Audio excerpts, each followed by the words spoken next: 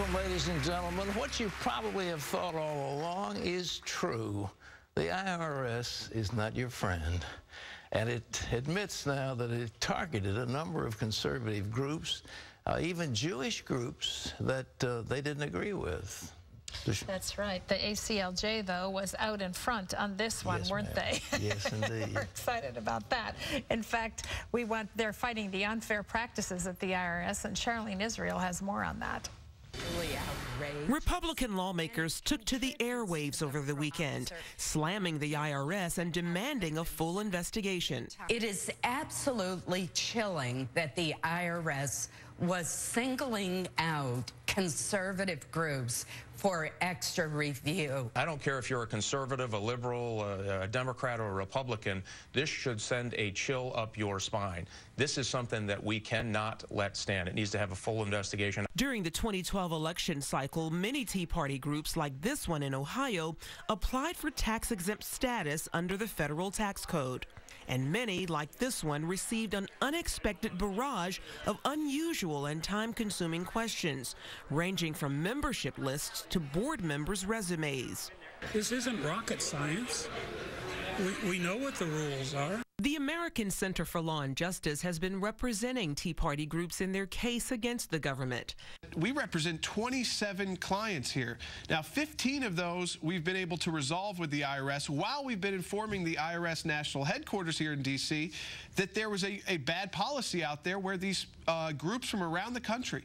Critics say President Obama should apologize and order a thorough investigation. What we know about this is of concern, and we certainly find the actions taken as reported to be inappropriate, and we would fully expect the investigation to be thorough and for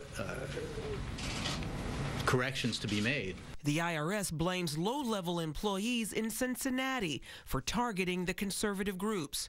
But the Inspector General's report due out this week reportedly claims that high-level IRS officials knew about the targeting as early as 2011. There's evidence that higher-level supervisors were aware of this, and the IRS was not forthcoming in telling Congress about the problem. Charlene Israel, CBN News. Well, joining us now is Jay Sekulow of the American Center for Law and Justice. And Jay, you've been on this thing for a number of years. What did you find out early on? Well, we got first engaged in this in late February, early March of last year, when these letters started coming from the Internal Revenue Service to conservative groups, really, Pat, from coast to coast, asking for donor data, membership lists, conversations that these individuals, founders of these organizations, might have had with members of the House or Senate or their local state assemblies. And it was outrageous. So we responded very aggressively saying, look, you're not entitled to this information. You're entitled to organizational information, and that's it. And we refused to give it to them. We sent letter briefs to the Chief Counsel's Office of the IRS. This has gone back and forth. We've gotten 15 of these organizations approved. But I said on this broadcast a while ago that, in fact, this was targeted discrimination, evidence of a McCarthy-like tactic. And now we know it's broader than just Tea Party and Patriot. It's any group that was in any way going to in some way speak against government policy from a conservative perspective. So what the IRS has done here, Pat, frankly, is number one, outrageous, but more importantly, unconstitutional. And having the head of the tax-exempt organization say, well, I'm sorry, we apologize, I have a simple answer. Apology not accepted. We're sending out a demand letter today that the remaining 12 cases are granted exemption immediately. And frankly, we're looking at a federal cause of action against the Internal Revenue Service. Jay, let me ask you, they put out initially, well, it was not the IRS, it was some low-level staffer in Cincinnati. Was that a lie? Right. Huh?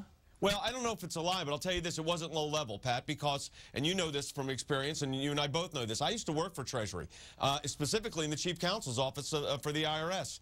And the fact of the matter is that there's a special division of the IRS called the Tax Exempt Division, and those agents are tax exempt specialists, and that's who we were dealing with. And they have group managers, and we now know that there was a meeting in 2011 where senior IRS officials were told of what was going on. They purportedly modified the procedure, but their modification, frankly, made it worse. It broadened out the scope of who they were going after within the conservative ranks. So they've done nothing to help themselves here, and this trying to lay this off as these are some kind of administrative clerks is ridiculous. These are trained IRS agents, specialists in tax-exempt organizations, and frankly, Jay Carney in his press conference last week should be ashamed of himself when he called the IRS an independent agency. They're part of the Treasury, part of the executive. The Commissioner of Internal Revenue Service is appointed by the President with advice and consent of the Senate, and the Chief Counsel, the office I worked in, is also appointed by the President of the United States. So this is nonsense.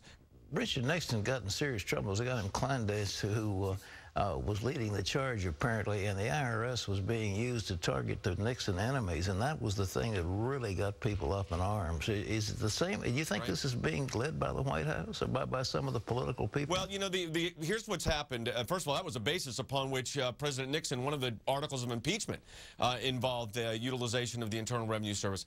The Inspector General's report due out this week says there was they can't say there was outside influence outside of the agency, but this is what everybody has to remember. The people running the agency are appointed by the President.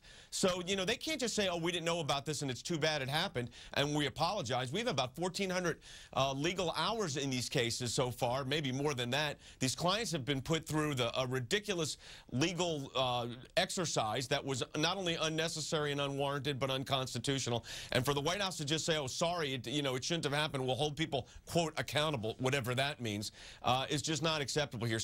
Pat, the fact of the matter is this issue is just beginning to unravel. I expect by the end of the week it's going to be a full-blown, typical, but very big Washington cover-up where the underlying act here, the targeting of these groups is bad, and the cover-up and the ridiculous statements made by the IRS are worse. How about the guys going after you? You're at the spearhead of going after them. Are they going to retaliate or are they going to roll over? You know, that'd be a pretty gutsy move for the IRS to go after the lawyers that are handling the cases, especially in light of the scrutiny. I was talking to a couple of the lawyers, our senior lawyers this week, and said the same thing. But I'll tell you something, Pat.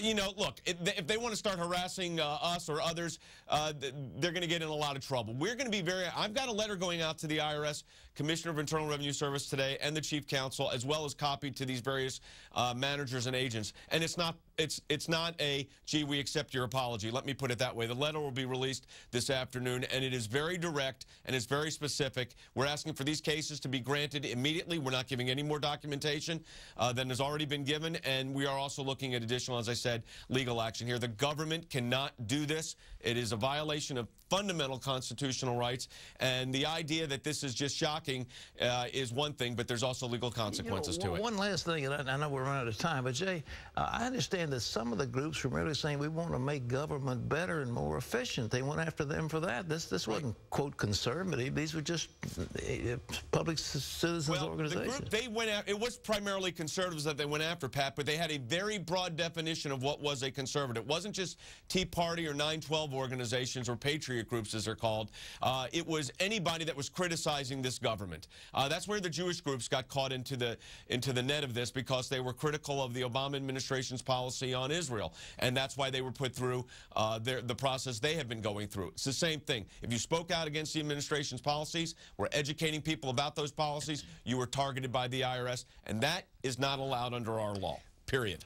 Jay, I can't leave this.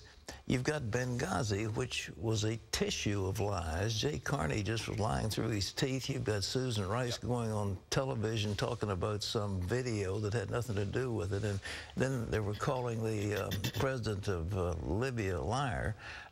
Not good. And so you've got that cover-up. And then on top of this one, how many do you think Obama's going to be able to take before the press begin to say maybe he's not the golden boy we thought he was? I think the press is already changing on this, and I think a lot of it was self-induced on Friday when they had the head of tax exempt say that this was, as you mentioned, Pat, low-level employees, as the Inspector General report was being released saying that this was discussions at the Office of Chief Counsel of the Internal Revenue Service, which, let me tell you, someone that worked for Chief Counsel's office, that's the highest level within the legal side of the Treasury Department within the IRS.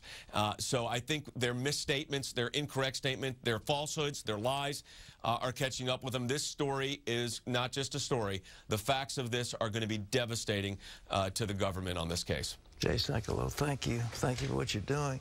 And ladies and gentlemen, I want to go on record as saying this. I do not delight in seeing a president of the United States skewered. We don't need any more of these things, but it looks like the second term of everybody that, you know, Reagan had his problems with Iran Gate, and Nixon had his Watergate, and everybody's got some problem. But we just don't need this. It tears the fabric of our society apart. But if our officials lie, if our officials cover up, if officials do things that are improper, of course, then you need to bring it to light.